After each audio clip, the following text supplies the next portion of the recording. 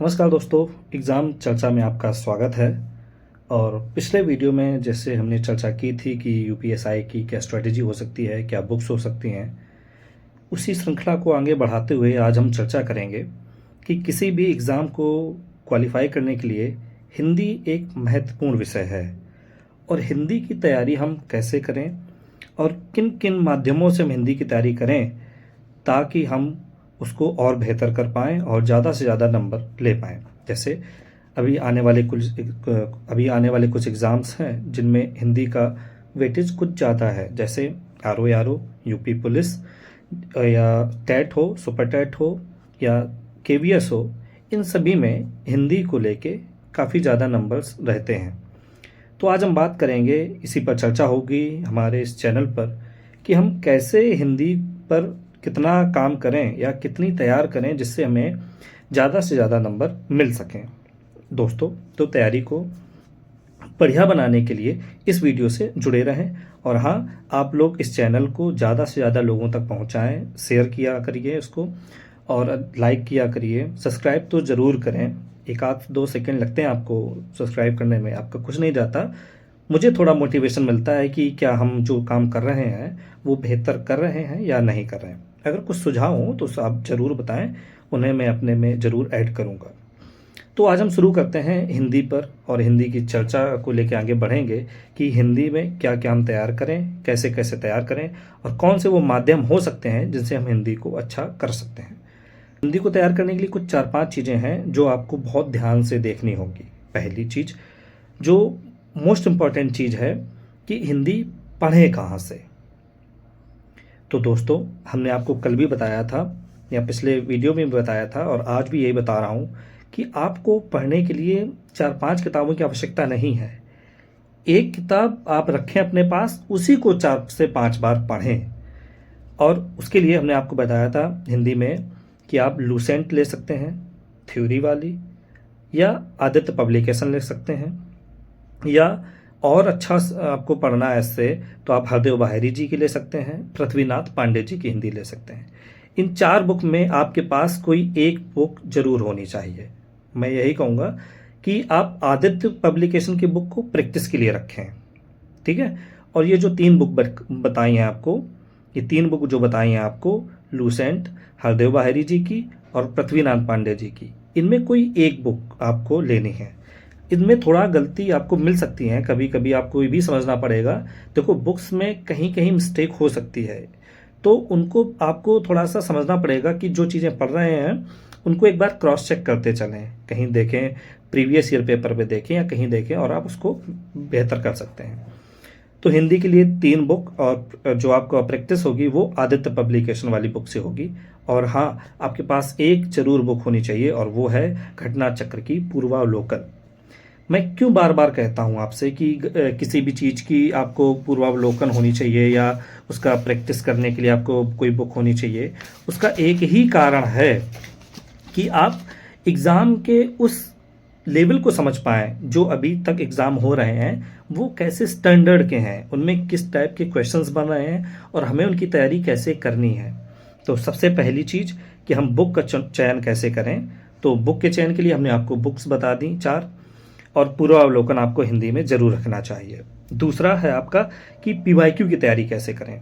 जब आपने ये बुक ले ली है तो पूर्वावलोकन पीवाईक्यू ही है जो बताता है कि हिंदी के जो यूपी में एग्ज़ाम्स हुए हैं या अन्य कहीं जगहों पर जो एग्ज़ाम हुए हैं उनमें हिंदी के किस टाइप के क्वेश्चंस बन रहे हैं।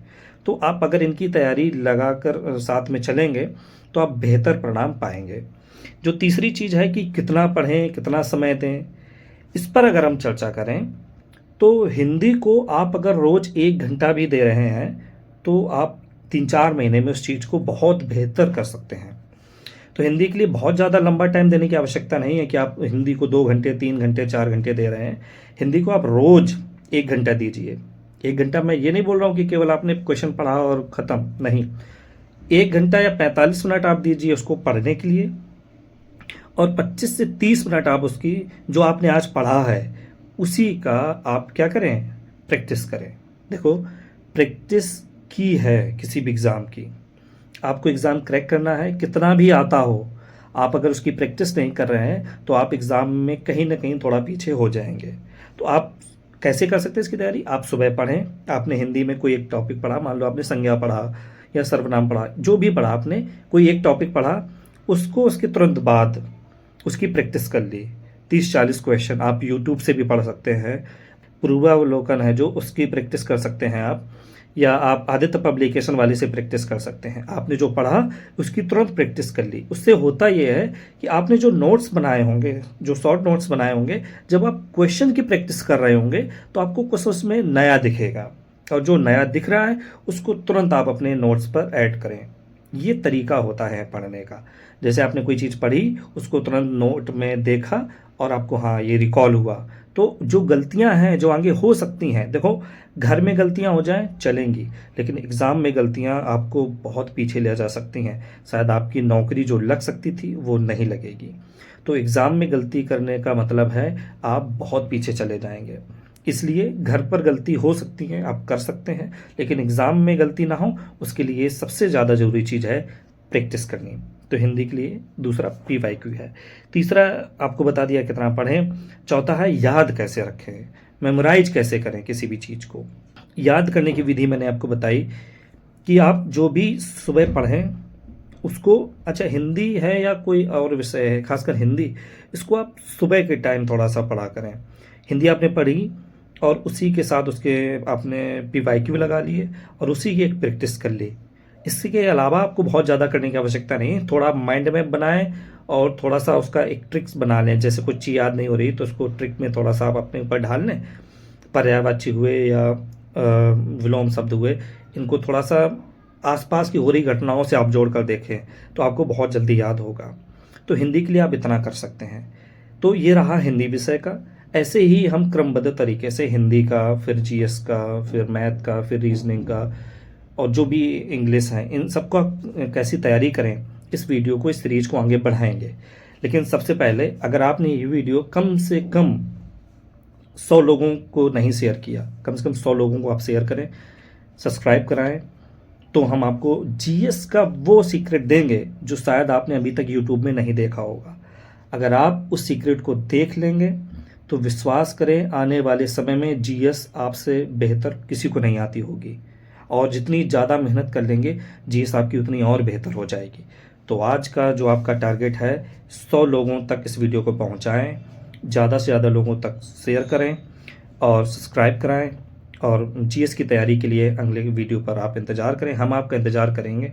अगर आपने इस वीडियो को 100 लोगों से ज़्यादा तक पहुंचाया तो हम GS की उस स्ट्रेटजी को लेकर आएंगे जो आपके नंबर्स को बहुत ज़्यादा प्रभावी बना देगी और आपके सिलेक्शंस को बहुत पास ला देगी। तब तक के लिए धन्यवाद। जय हिंद।